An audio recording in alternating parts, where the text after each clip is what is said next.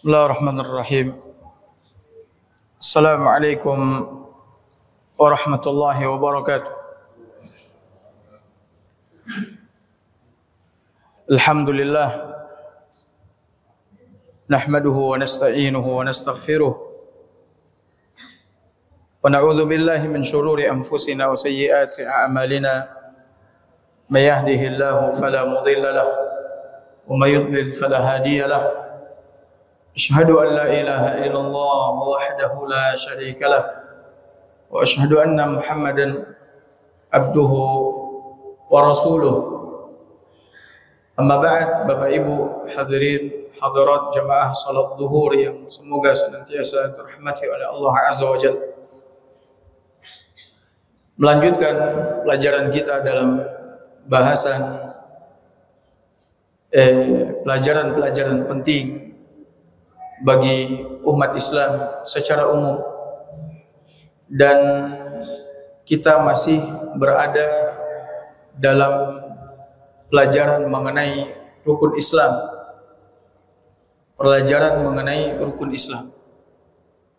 Islam sebagaimana yang dijelaskan oleh Nabi sallallahu alaihi wasallam tegak berdiri di atas 5 rukun. Karena Islam bagaikan bangunan, dan setiap bangunan pasti memiliki rukun yang artinya tiang, dasar, fondasi. Nabi katakan di dalam hadis yang sahih diriwayatkan oleh Imam Bukhari dan Muslim dari hadisnya Abu Abdurrahman Abdullah ibn Umar radhiyallahu anhuma, Nabi bersabda, "Buniyal Islamu ala khams." Islam tegak di atas 5 tiang, 5 pilar. Yang pertama kata Nabi SAW, syahadati an la ilaha illallah wa anna Muhammadar Rasulullah.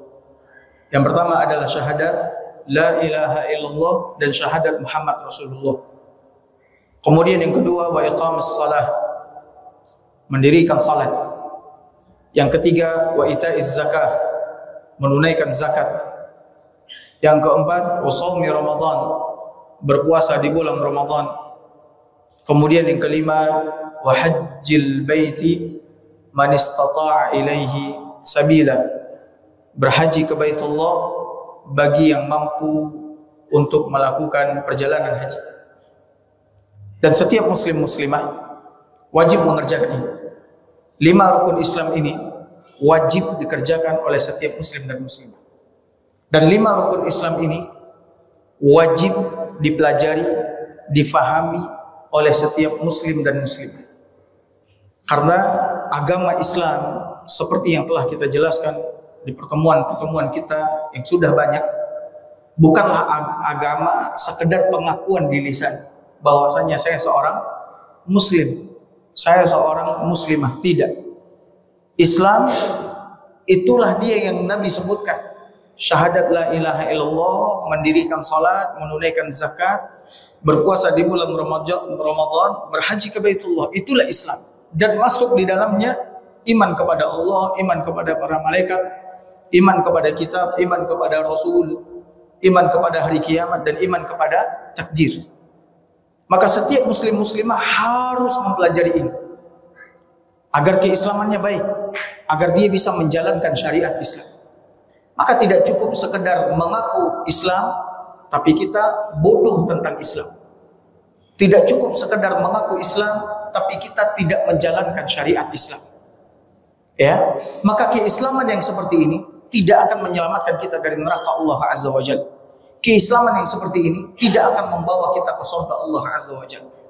Islam yang benar-benar akan menyelamatkan kita dari neraka Allah, akan membawa kita ke surga. Maka Islam itu adalah ucapan di lisan, keyakinan di hati, dan pembuktian dengan amalan anggota badan.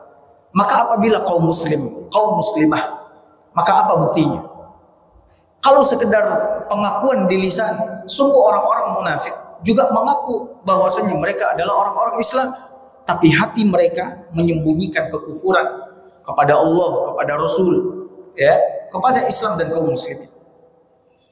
Ya, maka oleh karena itu kita di pengajian kita, khususnya bersama saya, kita membahas pelajaran-pelajaran yang memang penting bagi setiap muslim muslimah untuk mengetahuinya, untuk memahaminya.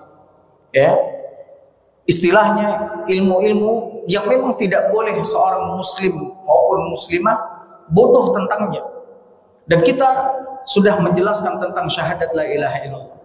Sudah kita jelaskan tentang syahadat la ilaha illallah, kemudian masalah-masalah yang berkaitan dengan syahadat la ilaha illallah. Yang sudah kita jelaskan tentang makna syahadat. Syahadat itu apa? Kita sudah jelaskan. Kemudian makna la ilaha illallah ini juga sudah kita jelaskan. Ya, bahwa makna la ilaha illallah bukan tidak ada Tuhan selain Allah. Tapi makna la ilaha illallah adalah la ma'budu bihaqqin illallah. Tidak ada yang diibadati dengan hak, dengan benar kecuali Allah Subhanahu wa taala. Yang hak dan yang benar untuk diibadati, untuk disembah hanya Allah tabaraka wa taala. Selain Allah tidak hak. Maknanya batil. Selain Allah tidak pantas, tidak layak, tidak berhak untuk disembah dan diibadati. Yang mengatakan itu bukan saya, Allah Subhanahu wa taala yang mengatakan. Di dalam surat Al-Hajj Allah mengatakan zalika bi anna Allah huwal haq. Yang demikian itu karena Allah lah yang hak untuk diibadati, untuk disembah oleh seluruh makhluknya. Ya, kenapa? Karena Allah yang Maha menciptakan, Allah yang Maha menurunkan rezeki, Allah yang Maha mengatur, Allah yang Maha menguasai, Allah yang Maha menghidupkan, mematikan. Di tangannya segala kerajaan langit dan bumi. Karena dia satu-satunya yang menciptakan, memberikan rezeki dan lain sebagainya, maka dia pula satu-satunya yang pantas dan berhak untuk apa? Disembah. Kalau sekiranya ada selain Allah Azza wa Jalla, juga sama perbuatannya dengan Allah Subhanahu wa taala, sama-sama menciptakan, memberikan rezeki, menghidupkan, mematikan, maka dia tentunya layak untuk disembah, layak untuk diibadati. Namun karena tidak ada yang memiliki sifat, yang melakukan perbuatan seperti Allah Subhanahu wa taala, maka menjadikan Allah satu-satunya yang pantas, satu-satunya yang layak dan berhak untuk disembah. Ini udah kita jelaskan. Kemudian kita juga sudah menjelaskan tentang syarat la ilaha illallah. Kita juga sudah menjelaskan tentang rukun la ilaha illallah. Jadi tidak sekedar cukup mengatakan asyhadu an la ilaha illallah, sementara kita bodoh tentang makna la ilaha illallah, kita tidak pernah tahu tentang rukun la ilaha illallah, kita tidak pernah tahu tentang syarat la ilaha illallah. Bagaimana la ilaha illallah ini akan menjadi pembela kita, penolong kita, penyebab keselamatan, kebahagiaan kita di dunia dan di akhirat, sementara kita tidak mengetahuinya. Betapa banyak orang-orang yang mengucapkan syahadat la ilaha illallah tapi mereka jatuh dalam kesyirikan. Andaikan mereka tahu rukun la ilaha illallah. Apa rukun la ilaha illallah? Rukun la ilaha illallah ada dua. An-nafyi wal isbat. Peniadaan dan penetapan. Peniadaan dan penetapan. Apa makna peniadaan? Maknanya meniadakan penyembahan kepada apapun. Meniadakan peribadatan kepada apapun. Dan ini diambil dari potongan dari la ilaha illallah itu. La ilaha, tidak ada yang disembah, tidak ada yang diibadati. Maka setiap kita wajib untuk meniadakan penyembahan kepada apapun, peribadatan kepada apapun. Kemudian yang kedua, illallah, kecuali hanya kepada Allah. Ini adalah penetapan, di mana penyembahan, peribadatan hanya diberikan, ditujukan kepada siapa? Allah Subhanahu wa taala semata. Nah, andaikan orang-orang yang mengucapkan syahadat la ilaha illallah ini mengetahui ini, akankah mereka menyembah selain daripada Allah Subhanahu wa taala seperti yang menyembah berhala, menyembah pohon, menyembah batu, ada yang menyembah kuburan dan lain sebagainya. Sementara makna la ilaha illallah artinya kita meniadakan penyembahan kepada selain Allah Azza wa Jalla. Kita tolak, kita ingkari. Kemudian kita tetapkan penyembahan dan peribadatan itu hanya kepada siapa? Allah Subhanahu wa taala. Ini sudah kita jelaskan. Kemudian syarat-syarat la ilaha illallah ada 7. Syaratnya yang pertama apa? Ilmu. Yang artinya kita mesti mengilmui tentang la ilaha illallah. Apa makna la ilaha illallah? Apa rukunnya? Kemudian apa konsekuensinya? Kemudian apa pembatalnya? Ini semua sudah kita jelaskan di pertemuan-pertemuan kita sebelumnya. Saya sudah jelaskan di pertemuan terakhir kita mengenai pembatal-pembatal syahadat la ilaha illallah. Yang paling terdepan dan paling atas sekali pembatal syahadat la ilaha illallah itu adalah apa? Kesyirikan. Itu membatalkan semuanya. Ya. Maka oleh karena itu wajib bagi setiap muslim dan muslimah untuk mempelajari hal ini. Wajib luangkan waktu untuk belajar ini. Ya. Jangan sampai kita bodoh tentang la ilaha illallah ini. Nah, kemudian Bapak Ibu hadirin hadirat dimuliakan oleh Allah Azza wa Jalla, sekarang kita akan masuk kepada bahasan syahadat Muhammad Rasulullah. Syahadat Muhammad Rasulullah. Seringkali ketika saya bertanya di kajian, apa makna syahadat Muhammad Rasulullah? Orang-orang menjawab, Muhammad adalah Rasul utusan Allah. Iya. Itu terjemahan dari Muhammad Rasulullah. Terjemahan. Yang saya tanyakan makna. Apa makna syahadat Muhammad Rasulullah? Maka di sini Bapak Ibu hadirin hadirat yang semoga senantiasa dirahmati oleh Allah Azza wa Jalla. Makna syahadat Muhammad Rasulullah ada 4. Maka dengarkan ini, fahami, hafalkan. Makna syahadat Muhammad Rasulullah ada 4. Pertama, makna syahadat Muhammad Rasulullah adalah ta'atuhu fi ma amar. Mentaati apa saja yang diperintahkan oleh Rasul. Ketika kau menyatakan Muhammad Rasul utusan Allah, Rasulku, kau wajib mentaati apa saja yang dia perintahkan. Kau suka dan kau tidak suka, kau wajib mentaati. Ya, kau wajib mentaati. Tidak boleh kau durhakai perintah Rasul. Tapi banyak orang yang mengatakan Muhammad Rasulullah, tapi perintah Rasul dia durhakai, dia tentang. Dia tolak karena akalnya, karena syahwatnya, dia tolak. Iya. Buat apa kau menyatakan syahadat Muhammad Rasulullah? Sementara perintah Rasul kau tolak. Dan Allah Subhanahu wa taala sendiri menggantungkan ketaatan kepadanya dengan mentaati Rasul. Seseorang tidak dikatakan taat kepada Allah Azza wa Jalla sampai dia mentaati Rasul. Yang mengatakan itu bukan saya.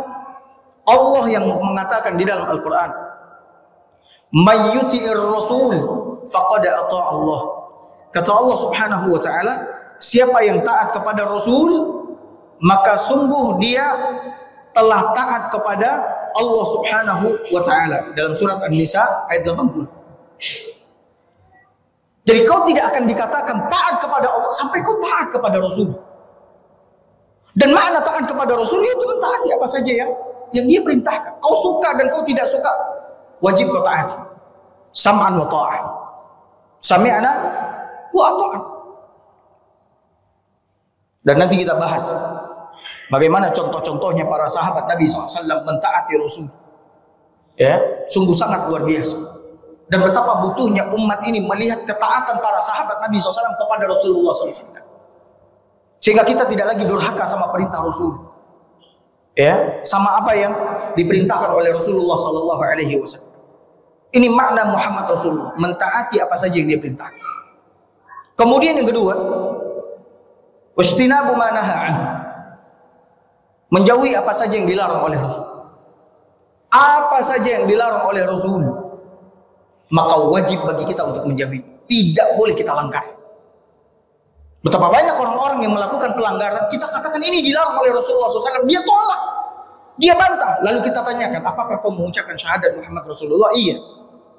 Bagaimana kau bisa mengucapkan syahadat Muhammad Rasulullah sementara kau sendiri tidak menjauhi apa yang dilarang oleh Rasulullah SAW?